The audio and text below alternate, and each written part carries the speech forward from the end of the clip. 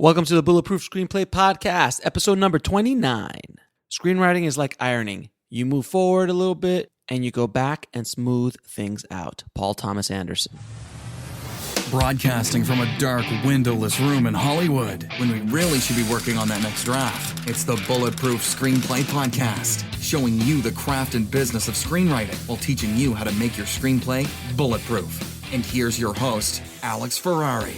Welcome to another episode of the Bulletproof Screenplay Podcast. I am your humble host, Alex Ferrari. Now, today's show is sponsored by Bulletproof Script Coverage.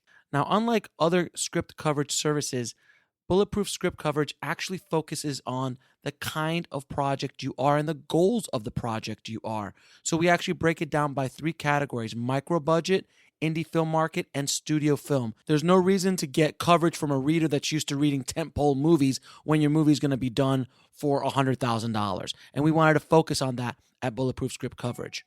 Our readers have worked with Marvel Studios, CAA, WME, NBC, HBO, Disney, Scott Free, Warner Brothers, The Blacklist, and many, many more. So if you need your screenplay or TV script covered by professional readers, head on over to covermyscreenplay.com. And today's show is also sponsored by IFH TV, Indie Film Hustle TV, the world's first Netflix-style streaming service for screenwriters and filmmakers. If you want to take classes on the screenwriting process and also listen to amazing interviews by the world's best and biggest screenwriters, IFH TV is for you. If you want to sign up for early access, head over to ifhtv.com. Now, today on the show, we have returning champion Michael Hauge. Michael Hauge, if you guys are not aware, is a screenwriting consultant and overall screenwriting guru that has been on the show before in episode 55. And he has written many books, but the must-have on every screenwriter's shelf is Writing Screenplays That Sell, which is a mandatory reading for any screenwriter out there. And Michael and I partnered on an online course called the Screenplay and Storybook Blueprint, The Hero's Two Journeys, where it was with Michael and Chris Vogler, the author of The Writer's Journey. And that is easily one of the best-selling online courses we've ever done. And I wanted to have Michael back on the show because today we're going to talk about how to pitch your story in 60 seconds. And Michael wrote an entire book specifically called Selling Your Story in 60 Seconds. So whether you're a screenwriter, a filmmaker who's trying to sell their, or not sell their story, but pitch their story to somebody who you want to be in the movie or be part of your movie, an investor, an agent, an actor, a crew member that you want to get to work on the film. This is very, very important, and obviously very important for screenwriters trying to pitch their stories to producers and studios. And we also have, of course, an online course that Michael and I worked on, and we'll have a special discount for you at the end of this episode. But in this conversation, I was able to weasel out as much information out of Michael as possible for you guys to really understand how to pitch your story in 60 seconds like a pro. So without any further ado, please enjoy my conversation with Michael Hauge. I'd like to welcome back to the show Michael Hauge. Michael, thanks so much for coming back on the show. Oh, my pleasure. It's great to be back. You know, your episode was probably one of the most downloaded episodes in the history of Indie Film Hustle because it was one of the early ones. I think I don't even remember what the number was. I think it was like 20 or 30. And we're now we're crouching in on 200 episodes soon. Yeah, I'm busy. And but that episode was very well received, and the course that we partnered on, the Hero's Two Journeys, the storyteller's blueprint, has done extremely well, and a lot of the listeners have taken that course. So thank you so much for coming back and just sharing your knowledge. Oh, absolutely. And congratulations. I didn't realize the number had gotten that high, but it's an honor to be back. And I'm looking forward to talking about this because this is a significantly different topic than the other one. This is in the selling arena rather than the creating arena. So exactly. Because I brought you back because we're going to talk about pitching, and I think that's a mystery for a lot of filmmakers, screenwriters, people in general, they just don't understand how to pitch, and it's such an important skill. So we kind of I wanted to kind of dig into, a lot of the stuff that you work on your book, which is called Selling Your Story in 60 Seconds. And I wanted to get into it. So what is a 60-second pitch exactly? Well, this is a pitch that one would give, either a novelist or a screenwriter would give, or in this case, screenwriter primarily, when they have a very short amount of time, number one, and they have one goal and one goal only, and that is to get somebody to read their script. Or if you're a filmmaker in another arena, to get somebody to look at your short film or your piece of work that you want to use as a sample. But as opposed to, say, a pitch meeting, in Hollywood, once you reach a certain echelon, you might be invited to sit down in an agent's office, sit down in a production company's office, and discuss your screenplay or discuss your idea for a script. That's all well and good, but you're never going to get to that meeting until someone has read your script. And they're not going to read your script unless you know a persuasive way to get them to take a look at it. So this is all about just that. Will you take a look at this and read it? And then my script will stand on its own if you'll only take a look. Right. So it's basically the elevator pitch, if you will. Yeah, if you're going to a very high floor. I mean, if it takes the elevator 60 seconds to get up there. Yeah, I mean, the 60 seconds is not a precise Sure, thing, of course. but there's another context for it. It's not just elevator, but it's a phone call. But also, if you go to a pitch fest or a pitch mart, or if you're going to a writer's conference, a screenwriting conference, and you just have the opportunity to corner someone who has a degree of power in Hollywood, who's in the business, in the hallway or something, and you can say, I'd love to tell you about my script. Or sometimes if you're just schmoozing with someone in that context, they'll ask you, well, what am I working on? You can't take 10 minutes of their time to talk about all the nuances and details of your masterpiece. You've got to do it in a very short period of time. But in 60 seconds, you can give someone enough information about the script that they can decide whether or not they want to read it. But you want them to decide yes and no based on an understanding of what the promise of it is, and not because you told them the start of it and nothing more because that's all you had the time for. Now, what are the top reasons why pitches go wrong? Well, to me, without question, the number one mistake that screenwriters make when they're pitching their project is, no matter how short the time span, they try and tell their story. And you just simply can't do that. I say sometimes, if you've got a screenplay for a movie and that you can tell the story in 60 seconds, then you've got a story for a 60-second film, because that's what you're trying to do. You're trying to squeeze in, this is how it opens, and this is who the characters are, and then this happens, and then all at once a body is found, and then and if you're at a pitch mart where they say you've got, say, 10 minutes, and you go longer than that, they're just going to take you away, and you won't even finish. Sometimes you're only given 5 minutes. But the thing to remember is even 5 minutes is too long when you have a 5-minute slot, because you've got to have some time left after you pitch it so the prospective buyer of that script can talk about it and ask you questions and find out the details they want to know, not the details that you thought were so critical to put in the pitch. Now, how do you target buyers and target people who might be interested in either buying your script or watching your film or even giving you money for your film? How do you target buyers? Well, what you want to basically do is you want to follow in the footsteps of people who have been successful at marketing and selling or getting scripts optioned that are similar to yours. Similar meaning not they have the same plot, but they're in the same genre. They have the same general budget. If yours is a period piece, you want to find out, well, who has produced period pieces in the past. If it's a horror film, who are the companies making horror films? So the way you can do that, the number one resource I always recommend is the Internet Movie Database, imdb.com, except that for a very small amount of money, you can get a subscription to IMDb Pro. And when you have the pro, it means, let's say you've written a horror film. Okay, and you want to find out, well, who is making or who has made horror films recently that have been successful. We'll be right back after a word from our sponsor. And now back to the show. And you find out that this Friday Jigsaw opens, which is kind of a spin-off on the Saw series.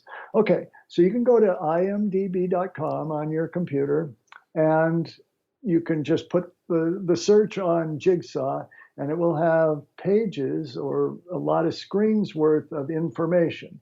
The title, the name of every character and who plays that character, the name of all the cast and crew. But here's the thing. It'll also list, say, the producers and the production companies involved, not the studios, and we can explain that in a second. But you check out who are the producers and the production companies. Then if you have the pro version, which is, as I say, a minimal investment, then you can click on them and they will give you contact information.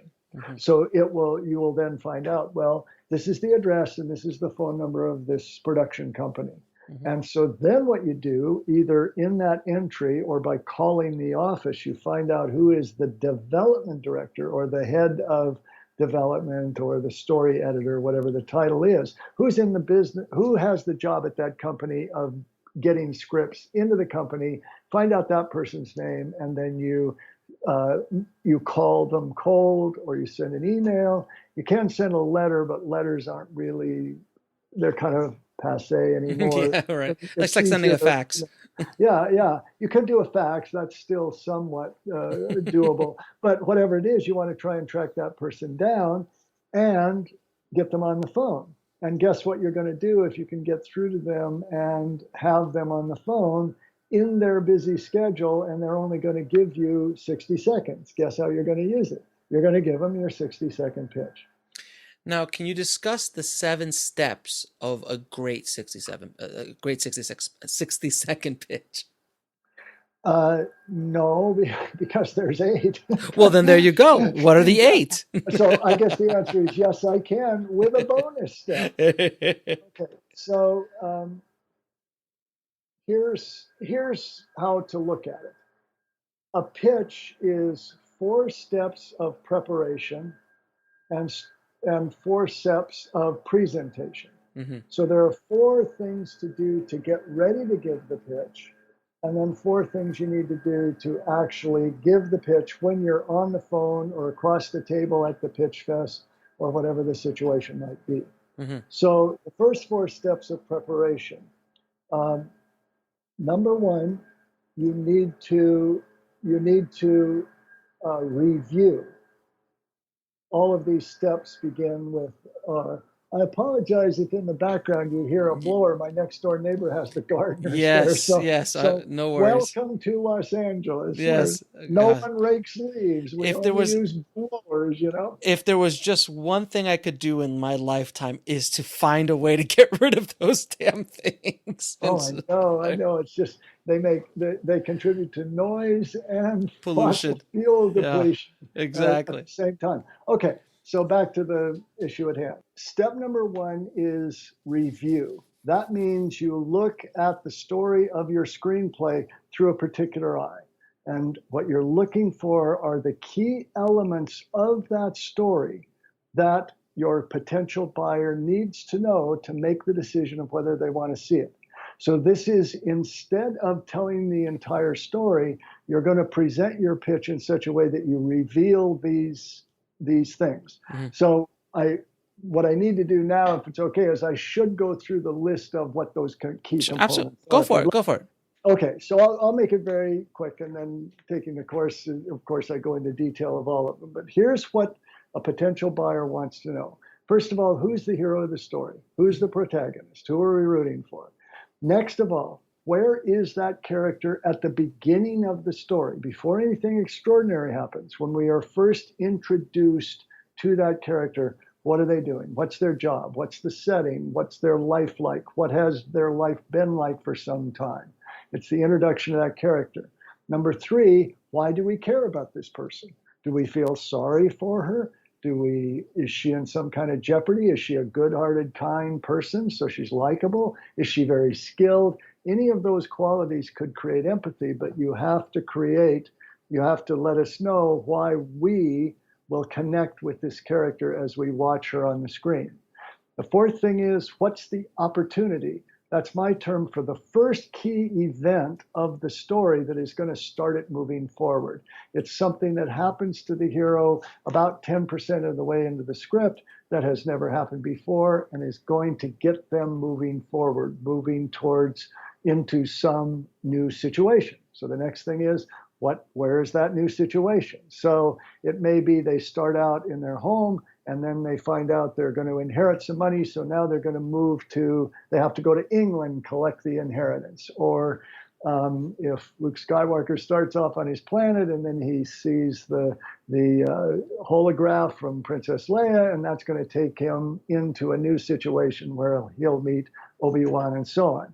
Next point that you want to establish is, what's the hero's goal?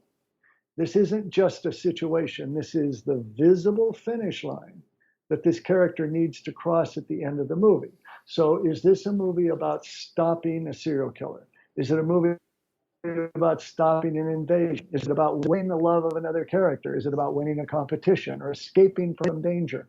But whatever it is, it needs to be visible and specific and have a clearly defined endpoint. So what is that? Next, what is the conflict? What are the big obstacles the hero is going to have to overcome to accomplish that goal? If it's the King's Speech, the goal is to give a speech, but the obstacles are what make it emotional and enticing. And that is, he's got a terrible stammer. He's going to have to take over as king. He's got to lead his country into World War II. That's the conflict. The next item is the plan. We need to know, well, okay, so how is the hero going to go about stopping the alien invasion or winning the love of the other character? And finally, and this is not within the story, but it's something important to think about, what are a couple antecedents to your script? So what you want to do is, in the pitch, you're going to convey or you're going to mention a couple movies that you could point to and say, well, those two movies made money, so mine is likely to make money. Mm-hmm. It doesn't mean the plot is the same. It means they're in the same genre. They have about the same budget. They appeal to the same audience. They have a tone that's similar, because there are romantic comedies that are dark and romantic comedies that are silly and romantic comedies that are fairly dramatic. You want to pick a couple antecedents that fit into the subcategory of yours. And that's it. I think that was 9 qualities of the story that you're going to convey. Now, I haven't talked about how yet, but because the class will reveal that. But whatever you're saying in the 60 seconds, you need to mention these things, because that's what's going to determine their decision. Go ahead. I'm sorry. Yeah. So another thing, I think sometimes mistakes that I see too is, well, and I've done it in the past too, is when you pitch, when you compare it to another movie, they use a movie that was unsuccessful. Yeah. Which was like, my movie's just like Ishtar. Like, really? Yes, exactly. Suicide Squad all day. Like. Yeah, exactly. Yeah, you don't really want to go there. You got to be careful. It needs to be somewhat recent. It needs to be within the lifetime of the person you're pitching to. Yeah, Ishtar dated 20s. Me. Yeah, Ishtar dated me. Dated you. Yeah, and don't pitch Casablanca either. Even though you think it's a great movie, it's my favorite. It's not relevant. It's not relevant. 10 years is a good time, but the thing is that the mistake some people make in their pitches, they'll say, well, this is like Up, Titanic, and King Kong. Oh yeah, they combine. Yeah, they combine. Yeah, and because, well, like Up, it has a talking dog, and like Titanic, it's a love story and whatever. And you can't do that. There've got to be 2 movies that are in exactly the same genre. Mm-hmm.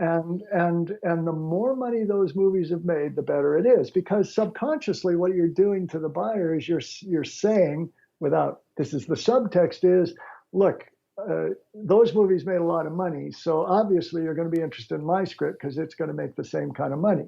Because you need to realize that in Hollywood, the people in power aren't necessarily story experts, but they are good bean counters most of the time, and they know what box office success looks like. They don't know why it was a box office success, but they figure, well, if this can be the next Titanic, I'm all for it. Right. Now, what are a few things that people should never do when pitching an idea? We'll be right back after a word from our sponsor. And now back to the show. Never. Well, besides going on and on, don't tell the person hearing the pitch how great the story is or why it's going to be successful. Right. Don't say this is going to appeal to the mass audience. Don't say this is going to be an earth-shaking story. Don't make any comments or commentary or judgments about your own script. Mm-hmm. Let the story stand on its own. Let the pitch stand on its own. So if this sounds like an emotionally involving, commercially successful story, or one that could be, they will conclude that for themselves. You don't need to say, and I mean, I've had people pitch me things that says, I swear this is going to be bigger than Avatar. Oh, and I said, no, it's not going to be bigger than Avatar, and our company probably isn't interested, because that's not your job. It's my job to conclude that. Your job is to tell me just enough about your script that makes me want to read it. Now, how do you gear up for a pitch? Like, what are the things that you should bring into battle, if you will, with you, besides the pitch? My suggestion is nothing. Okay. Very pointedly, see, here's the thing. When you go to a pitch fest, this happens a lot. They'll say, bring a leave behind. Mm-hmm. So you have a one-page, or people bring treatments or something like that. Well, if they say that, my advice is, okay, go ahead and write a one-page synopsis of the story. But here's what you don't do. You definitely don't put it on the table as the pitch began. Mm-hmm. Don't ever set anything in front of the person hearing the pitch, because if you do, if you give them something to read, they'll be reading instead of listening to you. Mm-hmm. And you want them to pay attention to you. You can have it in your briefcase or backpack or whatever. And then if they say, well, my boss insists that we take back an outline, then you can whip it out and say, okay, good, well, we have this. And sometimes I'll even recommend that someone, when they ask that question, the writer say, okay, look, I know you want to see a synopsis, but one page just won't do my script justice. How about if I email it to you and you just read the first 10 pages? And if you don't like it by page 10, just trash it. Just delete it, no harm, no foul. But if it pulls you in, as I know it will, then you'll get a much better sense of what the value is. They still might say, no, that's against the rules at our company. And then if they insist, give them the leave behind. But don't show it or anything else. There are people who recommend taking to a pitch things like pictures of actors who could play the roles. Mm-hmm. I'm not a fan, because for two reasons. One, I personally am not a multitasker. So I'm either looking at a picture of Matt Damon, which means I'm thinking about Matt Damon, and thinking to myself, Matt Damon costs a fortune. We're not going to get Matt Damon for this script, so I'm losing interest by looking at that. And instead, you want to create a movie inside my mind. That's what you want me looking at. Mm-hmm. So you want to tell this pitch, and as you mentioned these elements, I'm picturing this character, I'm picturing this setup, I'm picturing the obstacles that your hero will face. So you want me in my head, not looking at something else. Now, is there a big difference or a different approaches for pitching when you're pitching at a pitch fest versus a executive's office versus an elevator? Well, in the office, it's different, because in the office, they are expecting you to come in ready to have a 10 to 20 minute conversation. Mm-hmm. What I often recommend in those situations is you can start that meeting by giving the 60-second pitch and then letting that be the doorway into a longer conversation. Many times, though, when you go into an office meeting for a pitch, it's more about something they've already been pitched or a script they've already looked at, and the purpose of the meeting is to discuss it. And that's a different animal altogether.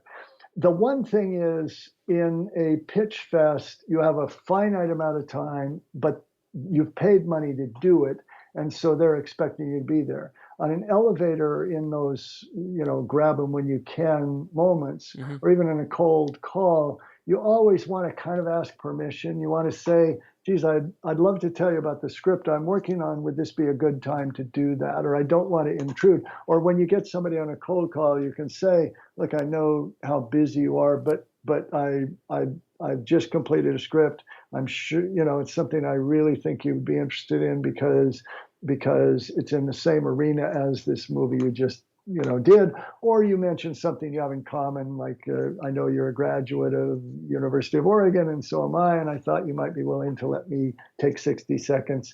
But you need to ask if it's okay to give the pitch if it's an unexpected confrontation or connection, something like that.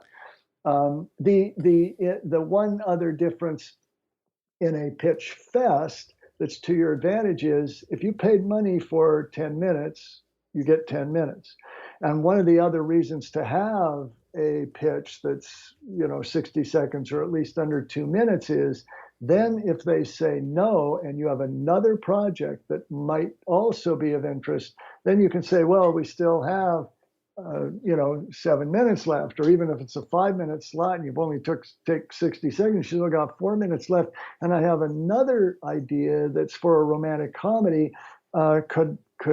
Would you be willing to let me present that to you right now? And so if you truly have 2 pitches ready, that's the only occasion where you'd pitch twice, is if they say no to the first. Now, do you kind of touched upon it earlier, but do you have any specific advice on how to establish rapport with the person that you're pitching with? Yeah, I know you asked me about the 8 steps, and I took so long with step 1, we got sidetracked. Sure. But anyway, it's after you review your story and figure those things out, then you want to research the person you're going to pitch to. You want to write out and script the pitch, and you want to rehearse it. That's the preparation. The presentation is that first R is rapport, or relationship. And there are 2 ways that are very effective at doing that. One is finding a common experience. If you've been recommended to someone on the phone, then you want to say, Bob said I should give you a call. He thought you might be interested in this project, and he also said you owe him a lunch, or something like that. So you mention the person who's given you the referral. If it's a pitch fest or if it's a cold call, you don't know the person, but you do know that they're a golf fan, and you were a caddy for Tiger Woods once, or you went to the same school, or you have something in common. Great. Now, that's not going to happen very often. I mean, really, how many of us know people that are in power in Hollywood? I mean, most of us, if we do. Well, you do know a few people, sir. I know a few, but I don't. Okay, I could use an abacus to count them. I don't need a calculator. Let's say. Okay, so then what you do to establish rapport is you acknowledge them for something. And it might be because you've researched them, that they, like I mentioned earlier, suppose someone has made horror films, you can say, I was a huge fan of The Ring, if they were produced that movie, let's say. But don't just say that. Just say why. Say because it scared the crap out of me, or because what I loved about that horror film was that actually it developed a relationship between the mother and son. Or don't just say, I'm a huge fan, and let it go at that, because anybody can say that, but tell why you were a fan of the movie, or a movie that they represented the writer for, or something like that. Now, a warning is, when you go to a pitch fest, it's possible you won't know anything about who you're pitching to, or it's going to be an underling at the company. But you can always acknowledge someone for this if they're listening to your pitch, and that is they're taking the time to do it. So you can say something like, look, I know that you'd probably rather be doing something other than this pitch fest, but it means a lot to somebody like me who flew here all the way from Jerkwater USA, just to have a chance to talk to you. And I want to tell you how much I appreciate it. And that should be genuine. You should really be grateful. And no one on the planet is immune to an acknowledgement. It just creates a connection. When you say, I sincerely say, I want to thank you for something you did. So that is probably your strongest tool for rapport. We'll be right back after a word from our sponsor. And now back to the show. And can you continue with the rest of the steps after the rapport? What was the other ones of the eight steps? Yeah. So the next one is in my goal to make everything R or sound like R, which is the word right. The next is reveal. This is when you actually give the pitch part of the pitch. You reveal those 9 elements of the story. And I have a tip for that too, and that is, or a contrarian suggestion. A lot of people recommend the way to start a pitch is give the title and the log line, and I strongly recommend against that, because titles, until you know what a movie's about, hearing the title is usually meaningless. I mean, it sounds ludicrous now because it's become part of the culture, but if you heard in 1974 that there was or 72 before the book came out, that there was a movie coming up called Jaws, you would have no idea what it was about. Right. Okay. But if you said it's about a great white shark terrorizing a community, and now 3 guys have to go out in a little boat and try and destroy it, and then you end that pitch by saying, so my screenplay entitled Jaws is the story of 3 men trying to defeat a great white shark. So you put the title and the log line at the end of your presentation of those elements instead of at the beginning. And otherwise, it's pretty much going through them in the order I mentioned. A good way to begin might be to tell them how you came up with the idea. So instead of just jumping in and saying, well, Susan Smith is a nuclear physicist, you say, I've always been a huge fan of thrillers that have strong love stories underneath. And here's where you can add movies like 3 Days of the Condor, or I'm trying to think of another, or Body Heat, let's say. I'm dating myself with those two. Take them on. Because notice how now you're slipping in those antecedents without using the word antecedent. You're saying, I've always been a fan of movies like this, but so my thriller, the difference is that the man the hero falls for is really a hitman who's been assigned to kill her. Okay, so you start with how you came up with the idea. It grew out of kind of movies you loved, or it grew out of a true story or something that happened to you in the past. And then you say, so I started thinking, what if? And then you get into the hero and the setup and those other elements. And then you're sort of off to the races. It's when you're doing that, it's because a lot of people I've seen pitch at Pitch Fest and just pitch in general, they just kind of go right to it. They just jump right in and just like, it's like a machine, and there's no warmth to it. There's no connection. They're literally a robot because they've been trained to be that way, and they've rehearsed so much that it's literally just a machine, where you're sitting down and making a connection with another human being. And by doing what you're suggesting makes a lot more sense to me, to like how you came up with the idea and what movies you like, because that's another way to connect with the person you're pitching with. Like if they like the movie of 3 Days in a Condor, they're like, oh yeah, I love that movie. Is it kind of like that? And it starts connecting different synapses in their mind and emotions already before you even start pitching. Is that a fair statement? Absolutely. Absolutely. I think the way to think about a pitch is it's not a speech and it's not an ad, it's a conversation. Right. And actually, it's a conversation that you and everyone listening to this has had before, because all of us and all of you have recommended movies to people. You've said, oh, I just saw The Big Sick. And what's that? Well, it's about this guy, and he's from Pakistan, and da-da-da, and you tell the high points, and you say, I just loved it, and it was hilarious, but I loved the relationship. You have just given a pitch for a movie you saw. You've done it 100 times. You had that conversation. All you're doing in a pitch meeting or on the phone here is you're having a conversation about a movie you love. It's just a movie that hasn't been made yet. Now, can you please impress upon people how important a log line is? Not in the pitch because you asked to do it at the end, but just in general, people kind of forget the log line and just write a sentence. It's an art in itself, isn't it? Uh, yeah, I guess I don't want to make it sound too lofty because then Okay, it sounds something difficult. sure. But I think of log lines this way. A log line is a sentence that's going to convey the three foundation elements of any story, Hmm. and that is character, desire, and conflict. When I said, and so Jaws is it's about it's about three guys in a small boat who have to stop a great white shark that is terrorizing the beach town. I didn't say it exactly that way because I don't Sure. remember exactly, but that's it. All I was saying is character, three guys in a boat, goal, destroy a great white shark, conflict, it's a great white shark and it's terrorizing their village and wants to kill them. Right. That's it. It's not so much about honing some magic with words. It's nice if you can do that, but it's much more important that you say character, desire, conflict.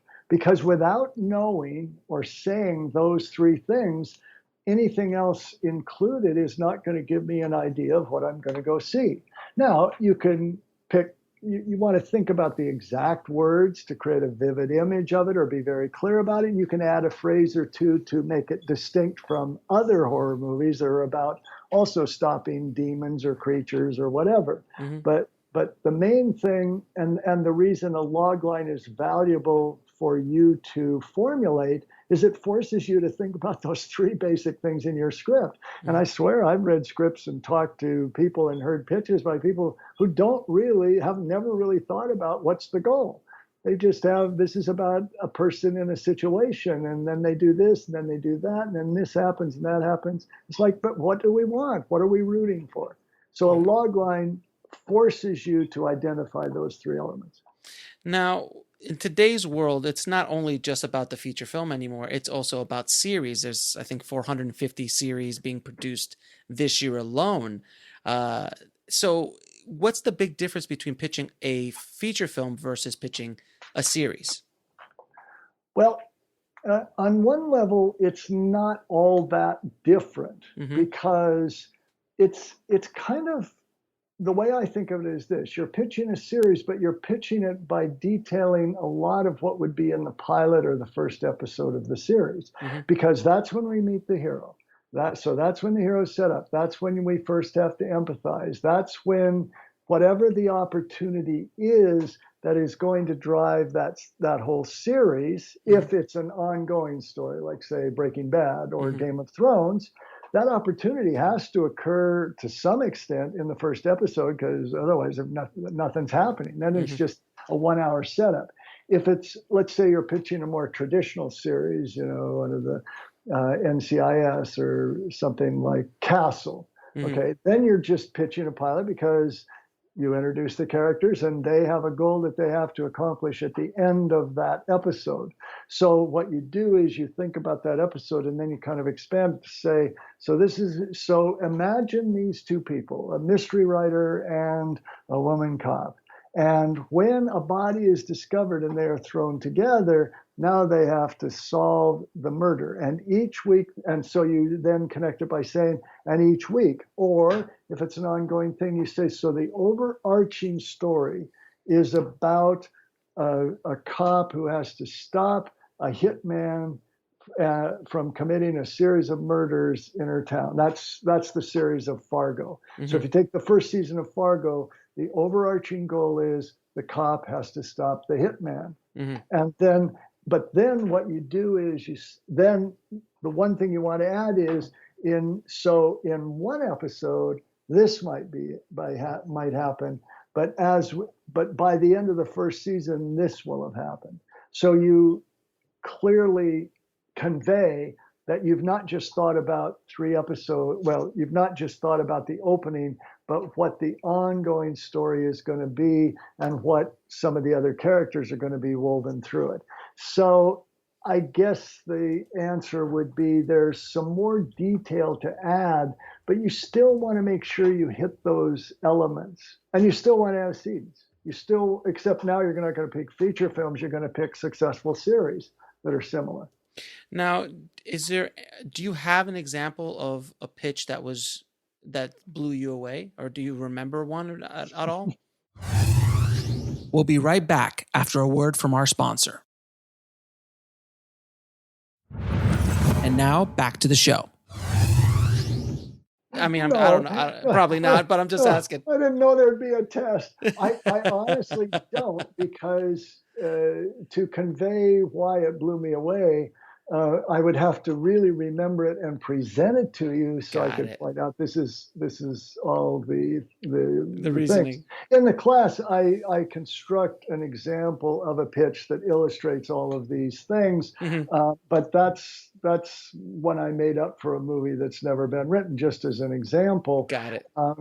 But I guess I can't keep stumbling along and try and pretend I have any answer. You can say no. You can say no. It's fine. I don't remember a great pitch. I remember I've heard great pitches, but I don't remember what they exactly said. Now, do you have any final words of wisdom as far as pitching your story? Yeah. I have hundreds. We don't have time for all of them. That's why we want people to sign up for the course. Of course, or read the book, of course. Because there's all that. Yes, I do. I have one last thing I want to add, and that is about a couple of things in terms of the presentation, and that is notes and nervousness. Okay? When it comes to notes, I strongly recommend that you take note cards, and on those note cards in big letters with a what do they call that, a grease pen, they used to call it, or something like that, a Sharpie. With a Sharpie, you just write down keywords that will remind you of that step in your pitch. So it might be, if how you got the idea is you're going to refer to two antecedents, just write down the antecedents. And then on card number 2 is so what if, in other words, it's not something you have to look at steadily, but you want to have that as a backup, even though you've rehearsed your pitch. By the way, what you absolutely never want to do is read somebody a pitch. Just when I coach people on their pitch, I won't let them read their pitch to me, even when I'm coaching them, unless there's no other choice, because it is so hard to concentrate when someone's reading to you. You have to be ready to say it as a conversation. You have to be like an actor. You have to rehearse it so much that you can just make it natural. You can make it into a conversation. But note cards are a good idea, because if you have that backup, then you probably won't need to use it. The other thing is, when it comes to nervousness, stop worrying about it or trying to think of a magic way that you won't be nervous, because you will be.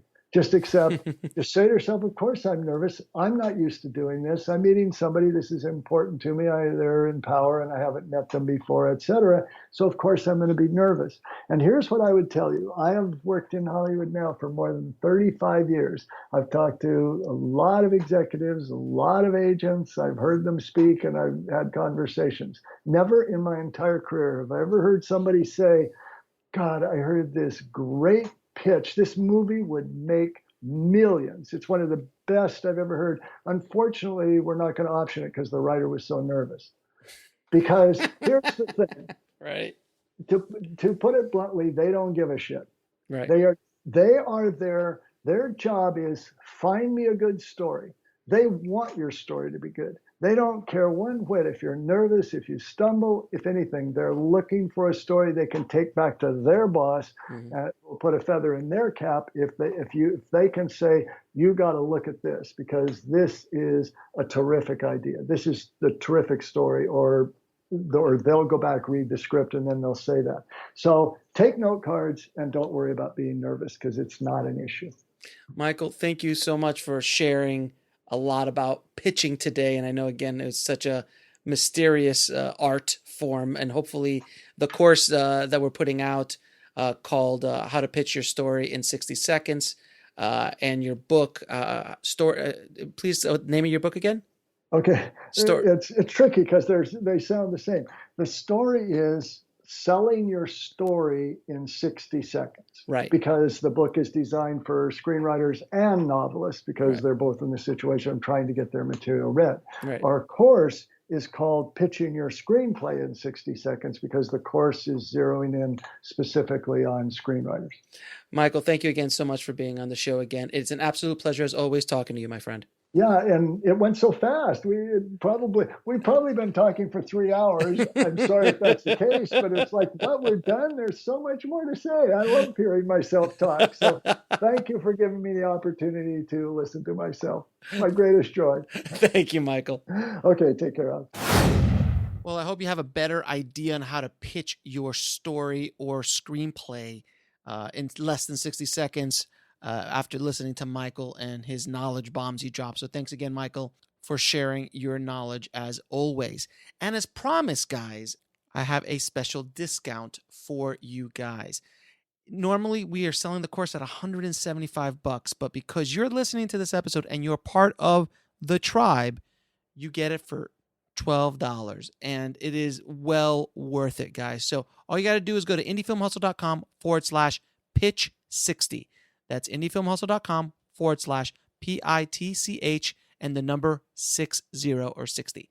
And that will give you a coupon code. It'll take you directly to the course on Udemy. And if you guys have not taken the other course, the Story Blueprint, The Hero's Two Journeys by Michael and Chris, then I will have in the show notes a link to that course with a special discount as well. The show notes are at indiefilmhustle.com/BPS029. And if you guys haven't already, please head over to screenwritingpodcast.com and leave us a good review on iTunes.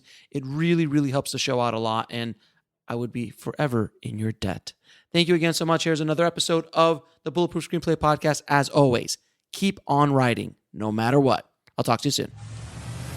Thanks for listening to the Bulletproof Screenplay Podcast at bulletproofscreenplay.com. That's BULLETPROOFSCREENPLAY.com.